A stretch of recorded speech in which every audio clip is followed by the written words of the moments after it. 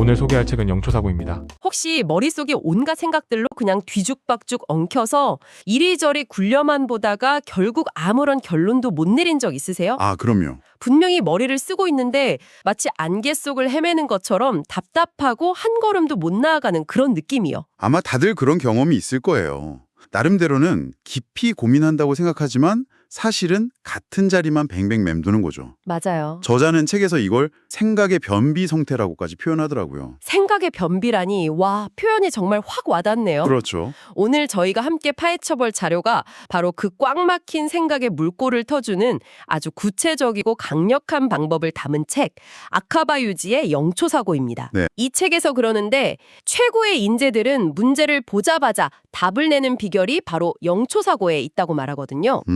근데 정말 놀라운 건 그 능력을 누구나 A4지랑 펜자로만 있으면 훈련할 수 있다는 거예요. 맞아요. 보통 이런 종류의 책들은 약간 추상적인 마음가짐을 강조하는 경우가 많은데 이 책은 정말 누구나 따라할 수 있는 구체적인 행동 지침을 제시한다는 점에서 아주 특별하죠. 그래서 오늘 저희의 목표는 명확합니다. 이 A4 메모 쓰기라는 어찌 보면 너무 단순해 보이는 방법이 도대체 어떤 원리로 우리의 뇌를 개조화하고 생각의 속도와 질을 바꾸는지 그 핵심 메커니즘을 제대로 한번 파헤쳐보는 겁니다. 좋습니다. 그 단순함 속에 숨겨진 비밀을 한번 같이 탐구해 보시죠. 그럼 먼저 문제 진단부터 시작해보죠.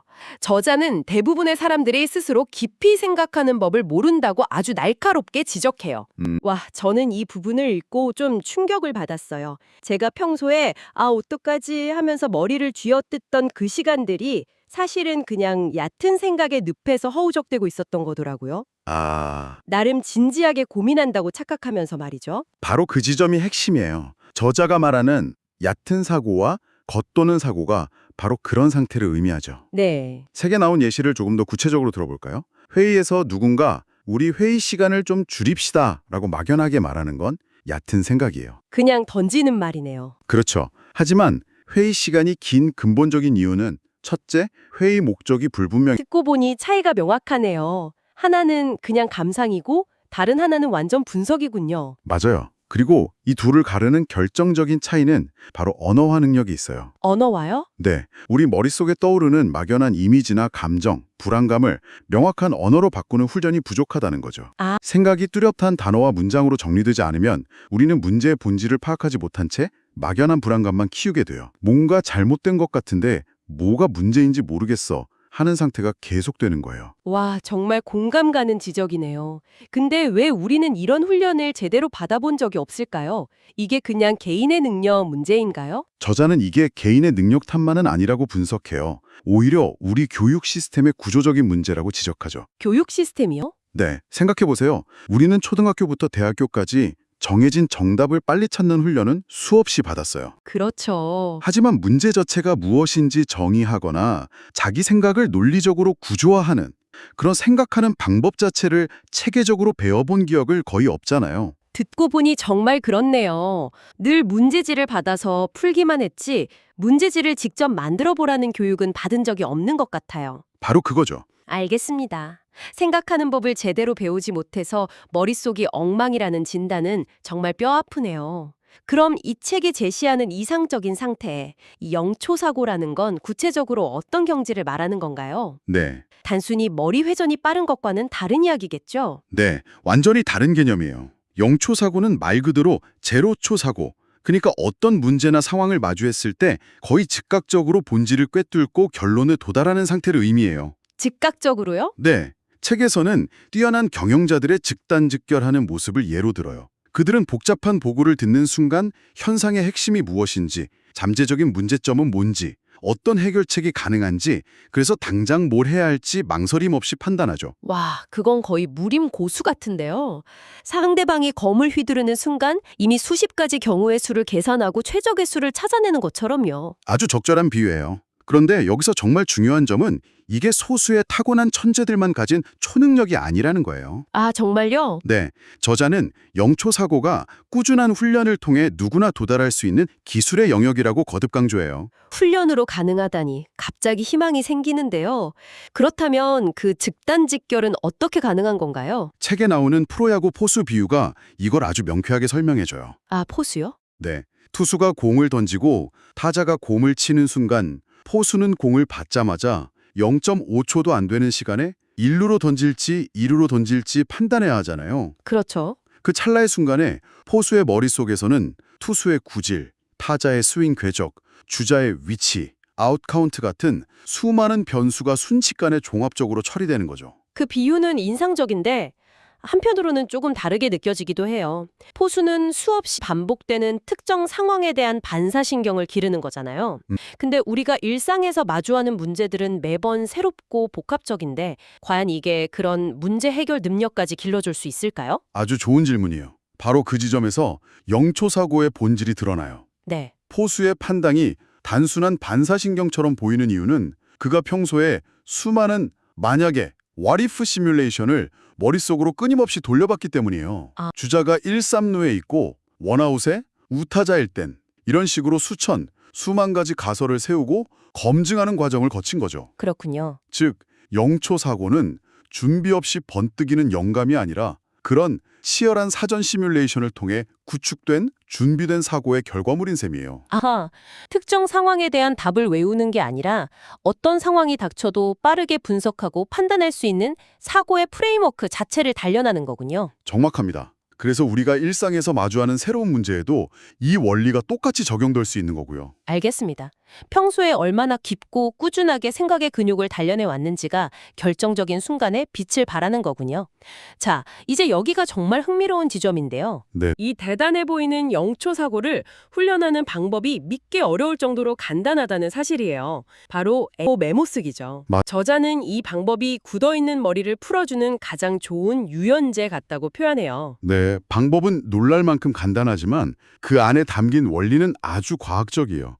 그리고 효과를 보려면 저자가 제시하는 구체적인 규칙을 반드시 지켜야 해요. 이게 핵심입니다. 네, 어떤 규칙들이 있는지 자세히 알려주시죠. 이걸 들으시면서 겨우 종이에 몇 줄 쓰는 걸로 뭐가 달라지겠어? 하고 생각하실 수도 있어요. 그럴 수 있죠. 저도 처음엔 그랬거든요. 근데 이 규칙 하나하나에 숨겨진 의도를 알고 나면 생각이 바뀌실 거예요. 그럼 하나씩 살펴볼게요. 첫째, 준비물은 A4용지와 필기구예요. 꼭 새 종이가 아니어도 괜찮아요. 오히려 이면지를 활용하면 실패해도 괜찮다는 생각에 마구 쓸 수 있어서 더 좋다고 해요. 아, 부담을 줄이는 거군요. 그렇죠. 둘째, 형식입니다. A4 용지를 꼭 가로로 놓아야 해요. 그리고 맨 왼쪽에는 메모의 제목, 오른쪽에는 날짜를 적고요. 잠시만요. 왜 하필 가로로 놓아야 하는 거죠? 세로로 쓰는 게 우리에겐 더 익숙하잖아요. 네, 그래서 무의식적으로 잘 써야 한다는 압박감을 줘요.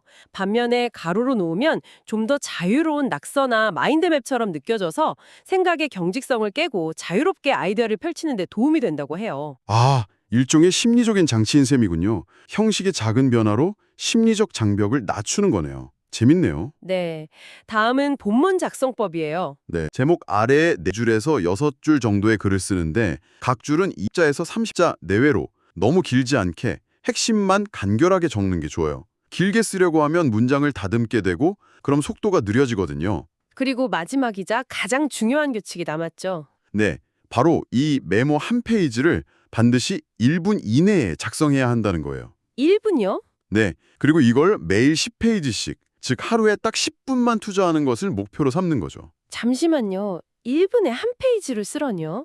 저는 아마 제목이랑 날짜만 쓰다가 1분이 끝낼 것 같은데요? 그렇죠. 이건 생각을 빨리 하는 훈련이지 글씨를 빨리 쓰는 훈련이 아니잖아요. 막상 해보면 백지를 쳐다보다가 1분을 다분하는 경우가 더 많지 않을까요? 바로 그 지점이 이 훈련의 가장 핵심적인 원리예요. 아, 그래요? 1분이라는 극한의 시간 제한은 우리의 내적 비평가, 즉 완벽한 문장을 만들고 논리를 검열하려는 뇌의 기능을 의도적으로 마비시키는 효과가 있어요. 와, 고민하고 판단하고 문장을 다듬을 틈을 원천적으로 없애버리는 거죠. 그렇게 되면 평소에는 이성의 필터에 걸려져 있던 잠재의식 속 진짜 생각들이 그대로 종이 위로 튀어나오게 돼요. 일종의 강제 브레인 덤프인 셈이네요. 맞습니다. 아하, 생각이 정리되면 쓴다가 아니라 쓰는 행위를 통해 억지로 생각을 끄집어내고 정리한다. 와, 이건 정말 발상의 전환인데요. 그래서 처음에는 제목 하나 써놓고 한두 줄밖에 못 쓸 수도 있어요. 그래도 괜찮아요. 중요한 건 그 1분 동안 어떻게든 뇌를 쥐어짜내는 경험 그 자체니까요. 알겠습니다. 그럼 이 혹독하지만 간단한 10분짜리 훈련을 꾸준히 하면 우리에게 어떤 놀라운 변화가 일어날까요? 단순히 생각만 빨라지는 게 아닐 것 같은데요. 물론이죠. 가장 먼저 나타나는 즉각적인 효과는 머릿속이 정리된다는 거예요. 아, 막연하게 머릿속을 떠돌던 생각과 감정들이 글로 명확하게 시각화되면서 마치 안개가 걷히는 것처럼 상황이 뚜렷해져요. 머릿속에 어지럽게 널려있던 파일들을 깔끔하게 폴더별로 정리하는 느낌이랄까요? 와, 그 정리되는 느낌만으로도 스트레스가 확 줄 것 같아요. 네, 무엇이 문제이고 무엇이 중요하며 당장 무엇을 해야 할지가 명확해지는 거죠. 거기서 파생되는 다른 효과들도 있겠죠? 그럼요. 아주 구체적인 효과들이 뒤따라와요. 첫째, 자신감이 생기고 긍정적으로 변해요. 자신감이요? 네, 막연하게 느껴졌던 고민의 실체를 글로 딱 마주하고 나면 아, 이게 내가 그토록 걱정하던 것의 전부였구나 하고 깨닫게 되거든요. 정체 모를 거대한 괴물이라고 생각했던 고민이 사실은 충분히 해결할 수 있는 몇 가지 과제들의 목록이었다는 걸 알게 되는 거죠. 해볼 만하다는 생각이 들겠네요. 그렇죠. 그러니 더 이상 두렵지 않고 자신감이 붙는 거예요. 두 번째 효과는 정말 실용적이던데요. 바로 분노를 다스릴 수 있다는 점이었어요. 이건 어떻게 가능한 거죠? 이건 정말 강력한 방법이에요. 예를 들어 상사에게 공개적으로 부당하게 질책받아서 화가 머리끝까지 난 상황을 상상해 보세요.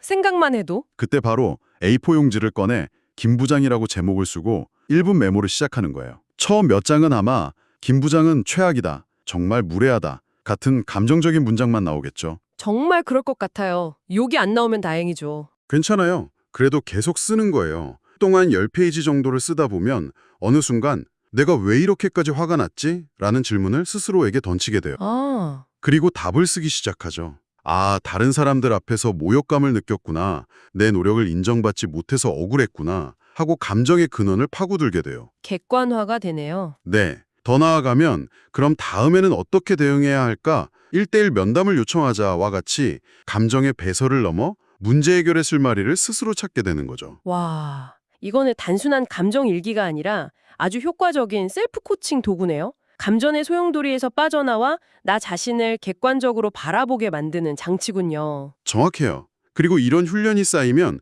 자연스럽게 세 번째 효과인 리더십과 평상심으로 이어져요. 잠깐만요. 혼자 조용히 메모를 쓰는 개인적인 습관이 어떻게 다른 사람에게 영향을 미치는 리더십으로까지 연결될 수 있는 거죠? 머리가 항상 정리되어 있는 사람은 어떤 돌발 상황에서도 감정에 휘둘리지 않고 차분하게 대처할 수 있게 돼요. 아. 갑작스러운 문제가 터져도 자, 문제가 뭐죠? 하나씩 적어봅시다 하면서 상황을 정리하고 우선순위를 정할 수 있죠. 이런 안정적인 모습은 함께 일하는 동료나 팀원들에게 엄청난 신뢰감을 줘요. 그렇겠네요. 저 사람과 함께라면 어떤 문제도 해결할 수 있겠다는 믿음이 생기는 거죠. 이게 바로 리더십의 본질 아닐까요? 그러네요. 위기 상황에서 허둥대는 리더와 침착하게 상황을 정리하는 리더, 누구를 따르고 싶을지는 명확하네요. 책에서는 심지어 신입사원도 이 방법을 쓰면 업무에 빨리 적용할 수 있다고 하던데요? 맞아요. 처음 맡은 업무가 너무 막막하고 부담스러울 때 그 과제를 제목으로 메모를 20에서 30페이지 정도 써보는 거예요. 20페이지나요? 네. 이 일을 왜 해야 하는가? 최종 결과물은 어떤 모습이어야 할까? 누구의 도움이 필요할까? 등등 떠오르는 생각을 전부 다 적다 보면 거대한 산처럼 보였던 과제가 몇 개의 작은 언덕으로 쪼개져요. 아, 막연한 두려움이 구체적인 실행 계획으로 바뀌는 순간이군요. 바로 그거죠. 결국 이 모든 놀라운 효과의 시작은 머릿속의 막연함을 언어라는 도구로 끄집어내는 아주 단순한 행위에서 비롯되는 거였군요. 네, 그 과정에서 우리는 생각의 주도권을 되찾게 되는 거죠. 자, 오늘 우리는 아까바 유지의 영추사고를 통해 복잡한 생각을 정리하고 판단의 속도를 높이는 비결이 1분 안에 A4 한 페이지 메모 쓰기라는 아주 단순한 습관에 있다는 걸 확인해 봤어요. 네. 핵심은 완벽한 문장이 아니라 필터링 없이 생각을 쏟아내는 속도와 매일 10분이라도 실천하는 꾸준함이었고요. 맞아요.